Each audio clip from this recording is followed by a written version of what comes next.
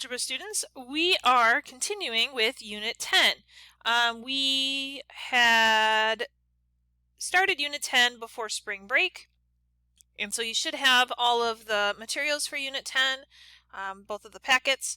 But if you don't have it, it's on Canvas for you. We are in the Unit 10 Day 5 notes. Any of the materials for Unit 10 can be found in the Unit 10 folder on Canvas. We're going to be talking about factoring. Okay, we started off before spring break. We did problems like this where we had, x plus 2 times x plus 3, and you did either distributing or you did the box problem like this where you had x plus 2 and x plus 3, and you multiply them together and you combine like terms. Eventually you got to an answer like this: x squared plus 5x plus 6. So we went from something that had two binomials being multiplied together and we got this answer. Now what we're going to be doing today is going in reverse. We're going to be given x squared plus 5x plus 6, and we're going to be writing it in factored form, which is something like this, where you have two binomials being multiplied together. All right, that's what we're going to be doing. I'm not going to fill in all of these blanks. The only one I'm going to do is here. To factor, we're going to use what's called a box problem. Okay, we have done box problems on and off throughout the year. If you remember, the box problems looked like this. You had a box with an x in the middle like this, and if you remember, the top number was what it multiplied to be, and the bottom number was what it added to be. All right, and then we put those two numbers in the left and the right spots here. That's what we're going to be utilizing today. That's what a box problem is. When you have something like x squared plus bx plus c, where b is some number and c is some number, what we're going to be looking for is two numbers that multiply to be this last number, c, and add to be this middle number, b. All right, and once you figure out what those numbers are, they're going to go here and here. So multiply to be the last number, add to be the middle number. So for example, this one, we've got x squared minus 3x plus 2. You can make the full box. Sometimes I'm just going to make the x instead of the box just because it's more to write out. It's your choice. But it's got to be in descending order. X squared, then x, then the number. Once it's in descending order, it's got to multiply to be this number. So multiplies to be 2. And add to be this number here, which is a -3. Be careful of your negative. So it's got to multiply to be 2 and add to be -3. All right, so you got to think about all the numbers that multiply to be 2. The numbers that multiply to be 2, there aren't very many. It's either 2 and 1, or that's it. But neither of those, that's not going to add up to be -3. Since it's got to add to be a negative, we need to come up with two numbers that multiply to be 2 that are negative. So the other option would be -2 and -1. -2 times -1 is +2. -2 plus -1 is +3. Or sorry, -3. So those are the numbers that are going to work. You're going to put those two numbers right here on the left and the right. It doesn't matter which one's on the left and which one's on the right. Once you have those numbers figured out, what you're going to do is you're going to write out two sets of parentheses. X will go in the front of both of them. And then this -2, think of it as a -2, will go in one of the parentheses. And this -1, think of it as a -1, will go in the other parenthesis. It doesn't matter if the -2 goes in the second or the first parenthesis. All right, and this would be your answer. If you were to multiply this out, you should end up with this for your answer. So you can always double check your answers, especially since you're doing all of this from home. You have a little more time. Multiply this out, and you should end up with this for your answer, and that's how you can double check. All right, let's look at number 2. Again, make sure it's in descending order. Once it is, x squared x number, it is. It's got to multiply to be this last number and add to be that middle number. You can make your little box problem. I'm just going to make an x. It's got to multiply to be -18. Careful, it is a negative. And it's got to add to 7. So you got to think about all the numbers that multiply to be -18. So like -18 and 1, +18 and -1, -6 and 3. +6 and -3. However, none of these so far add up to 7. This adds a negative 17, this adds a negative 3. Doesn't work. Let's try negative 9 and 2. Those multiply to be negative 18, but they add to be negative 7. So we're getting close.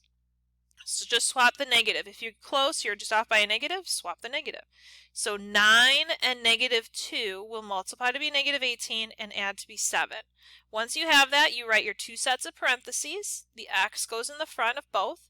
Since this is a positive 9, you're going to put plus 9. And since this is a negative 2, you'll put a minus 2. It does not matter which parenthesis the 9 goes in and which one the 2 goes in. All right, number 3, x squared plus 11x plus 10, same thing. It's got to multiply to be 10 and add to be 11. Okay, multiply to be the last number, add to be the middle. So you got to think about all the numbers that multiply to be 10. So like 5 and 2. That won't add up to 11 though. So how about 10 and 1? That would work. 10 times 1 is 10. 10 plus 1 is 11. You're going to make your two sets of parentheses. And you're going to do x, since this is a positive 10, plus 10. And then positive 1, so plus 1. So x plus 10, x plus 1. The x always goes in the front of both of those parentheses. And the two numbers on the left and the right go in the other two. All right, we're going to skip over this. And we're just going to keep practicing a little bit. So let's see. Let's look at number 4. Okay, so it's in descending order. It goes x squared, then x, then the number. We can make our little box problem. It's got to multiply to be the last number. So multiply to be negative 8 and add to be the middle number, which is negative 2. So you got to think about all the numbers that multiply to be negative 8 and then worry about the addition part. So negative 8 you could do like negative 4 and 2, positive 4 and negative 2, negative 8 and positive 1, positive 8 and negative 1. Those are really the only numbers that work. Then figure out which one adds to be negative 2. The ones that are going to add to be negative 2 are negative 4 and 2. Add those together, you get negative 2. So you're going to create your two sets of parentheses. You put an x at the front of both. Since this is a minus 4 or negative 4, you put a minus 4. Positive 2, you put a plus 2. All right, and then again, you can double check. If you multiply it out, you should get that for your answer. Let's look at number 5.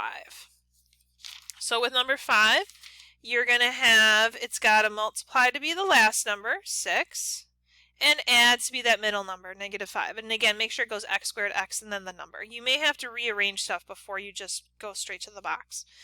So it's got to multiply to be 6 and add to be negative 5. If you think about all the numbers that multiply to be 6, 1 and 6, 3 and 2, none of those are going to add up to be a negative. We have to incorporate a negative in here somehow. So multiplies to be 6 could be like negative 1 and negative 6. Or negative 3 and negative 2, because those, at least when you multiply them, you will get a positive, and when you add them, you get a negative. Well, the numbers that are going to add to be negative 5 are negative 3 and negative 2. So you're going to write down your two sets of parentheses, put an x at the beginning of both. Since it's a negative 3, you put a minus 3, and negative 2, you put a minus 2. And that's it. For number 6, okay, every once in a while, this one's kind of a unique one. This one, if you try and do your box problem, it's got to multiply by negative 12 and add to be 5. If you think about all the numbers that multiply to be negative 12, all right, you got negative 1 and 12, 1 and negative 12, 4 and negative 3, negative 4 and positive 3, negative 6 and 2, positive 6 and negative 2. So these are all numbers that multiply to be negative 12. But if you look at each one of these, none of these are going to add up to 5. Sometimes it can't be factored.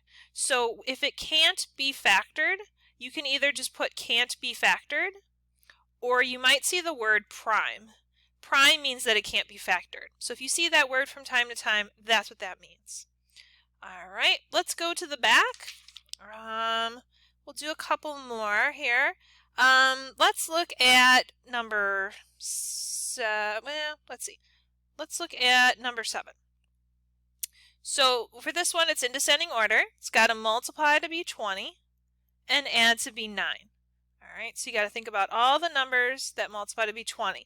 And you might come up with it right away, or it might take you a little while. Use your calculator if you don't know what numbers multiply to be 20. Divide it by different things. So the numbers that multiply to be 20 would be like 1 and 20, 5 and 4, 2 and 10. They need to add up to 9 though, so 5 and 4 is going to be the one you want. You make your two sets of parentheses, put an x at the beginning of both. Positive 5 means plus 5, positive 4 means plus 4. All right, so the hardest part is just finding those two numbers, but hopefully after that it's not bad.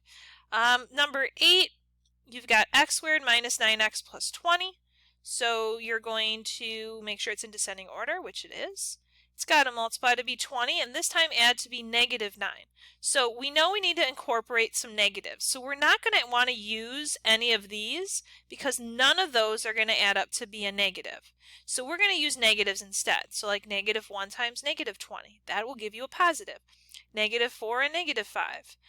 Negative 2 and negative 10. All right, these numbers, when you multiply them, you will get positive, and when you add them, you'll get a negative. The ones that are going to add up to be negative 9 are negative 4 and negative 5. So x minus 4 and x minus 5. Leave it like that, and you're all set. Okay, let's skip down really quick to numbers. Well, actually, let's do this. What I'd like you to do is I would like you to try number 10 and number 12. All right, so pause the video and give yourself a moment and try those two problems out. Ready? Go. Okay, welcome back. So hopefully you tried those two problems, and let's see how you did. So it's got to multiply to be negative 9 and add to be negative 8. The numbers, I wrote them all here that multiply to be negative 9s. The ones that work were negative 9 and 1. So x minus 9 and x plus 1. This one has to multiply to be 15 and add to be 8. The only numbers that multiply to be 15 are 15 and 1 and 5 and 3. 5 and 3 are the ones that are going to add up to 8, so x plus 5, x plus 3. All right, now there are some that are going to look a little bit weird and are going to be missing the x of the first.